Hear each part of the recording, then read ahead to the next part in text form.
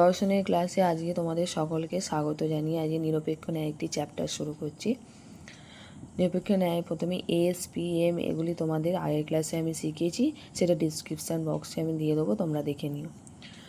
First দেখো আমি কি লিখেছি, সকল মানুষ হয় মরণশীল, রাম হয় মানুষ এবং রাম হয় মরণশীল। রামকে আমি এস ধরেছি, মরণশীলকে পি ধরেছি।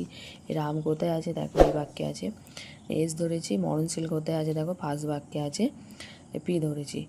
আচ্ছা এম মানুষ কোথায় আছে দেখো, এখানে মানুষকে আমি এম ধরেছি, দেখো এম ধরেছি। তা তিনটে এ বচন আমি পাশে লিখে দিয়েছি। এবার আমি দেখব এ বচনে আমি বলেছিলাম কোনটা ব্যাপ্য কোনটা অব্যাপ্য হয়, এখানে সেটা কাজে লাগবে। দেখো ফার্স্ট থেকে আমি এগুলো শিখিয়ে এসেছি। এ বচনে দেখো এগুলো না শিখলে কিন্তু তোমরা কিছুতেই এই সংস্থান দোষ এগুলো নির্ণয় করতে পারবে না। দেখো রাম কোথায়, আমি এ বচনে রাম, রাম তাহলে দেখো রাম এ বচনে কী বলেছিলাম, এ এস মানে সাবজেক্ট ব্যাপ্য আর প্রেডিকেট অব্যাপ্য করে দাও এই বচনে যেটা হয়। এবার দেখো এখানে কোনো দোষ আছে কিনা, দেখো এমটা দুবারের মধ্যে একবার তোমার রাইট হয়েছে। পিটা দেখো, পিটা দুবারই কাটা আছে, দোষ হবে না। আচ্ছা এসটা দেখো, এসটা দুবারই রাইট হয়েছে। আর এমটার ক্ষেত্রে একবারে একটা রাইট একটা কাটা হয়েছে, কিন্তু যে কোনো বাক্যের মধ্যে হেতুপদ দুটো উভয় বাক্যের মধ্যেই যদি একবারও ব্যাপ্য হয় সেখানে আমি কোনো দোষ নির্ণয় করতে পারবো না। যখন ব্যাপ্য মানে অব্যাপ্য থেকে সিদ্ধান্তে এসে সেখানে ব্যাপ্য হয়ে যায় তখন আমার সেখানে দোষ হবে। পক্ষর ক্ষেত্রে অবৈধ পক্ষ দোষ, আচ্ছা সাধ্যের ক্ষেত্রে অবৈধ সাধ্য দোষ, হেতুর ক্ষেত্রে কী হয় অব্যাপ্য হেতু দোষ।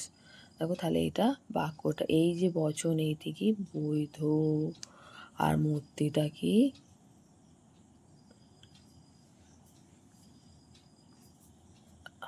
একটি মূর্তি, এটা যে শুদ্ধ মূর্তি, শুদ্ধ মূর্তি। এবার সংস্থান নির্ণয় করবো। দেখো সংস্থান সবসময় আমি হেতুপদের অবস্থান থেকে সংস্থান নির্ণয় করবো। ফার্স্টে দেখো এখানে আছে যে প্রথমে উদ্দেশ্য, তারপরে আছে এস, আর তোমার এখানে আছে তাহলে হচ্ছে তোমার হচ্ছে হেতুপদটা এখানে লিখে দিলাম, হেতুপদ। আর হেতুপদের অবস্থান থেকে এম হেতুপদ হচ্ছে, তারপরে এটা উদ্দেশ্য পদে আছে আর এখানে আছে বিধেয় পদে। তাহলে তোমার কি বলবো, এটা প্রথম সংস্থান, প্রথম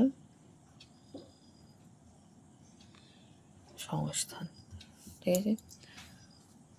দ্বিতীয় বাক্যটা দেখো, সকল কবি হয় সুখী, কোনো দার্শনিক নয় কবি, কোনো দার্শনিক নয় সুখী। তাহলে এখানে দার্শনিক দেখো এস, সুখী পি, এটা পি, এটা এস, কবিকে আমি এম ধরেছি। তাহলে এটাও দেখো প্রথমে সংস্থানটা দেখো এরকম আসছে। ফার্স্টে যদি উদ্দেশ্য স্থানে আর সেখানে যদি বিধেয় থাকে এটাও তাহলে প্রথম সংস্থান, সেটা হেতুপদ অনুযায়ী করব, সেটা তোমাদের আগেই বোঝালাম।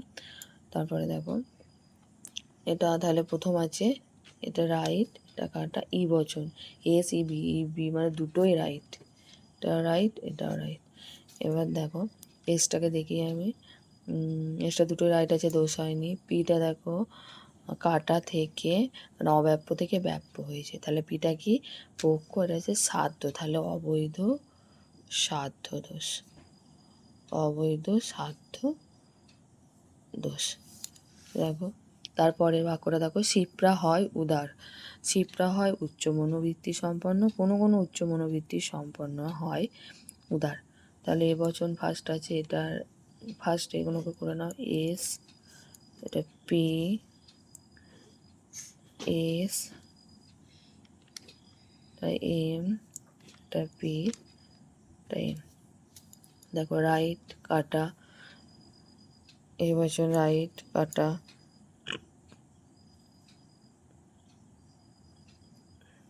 ইবি এস ইবি আই এন ও পি, আই মানে দুটোই কাটা, এন মানে নাথিং, কোনো কিছুর কোনোটাই ব্যাপ্য নয়। এক্ষেত্রে দেখো কী দোষ হচ্ছে আমি আগে দেখবো। ফার্স্ট এসটা দেখে নাও, পক্ষটা দেখে নাও, দুটোই কাটা আছে, ঠিক আছে। দোষ কোনো রকমই হবে না এসের, কেননা আমি বলেছি কাটা থেকে রাইট হলে দোষ হবে। এমটা দেখো, এমটা দুটোই রাইট আছে, হবে না। এটা দেখো পিটা একবার কাটা, পিটা হয়েছে একবার কাটা, এ বচনে দেখো একবার রাইট কাটা, রাইট কাটা, দুটোই কাটা। এবার দেখো পিটা দুটোই কাটা হয়েছে, এসটাও কি হয়েছে, দুটো কাটা হয়েছে। এমটা তাহলে এটা হচ্ছে বৈধ, বৈধ মূর্তি।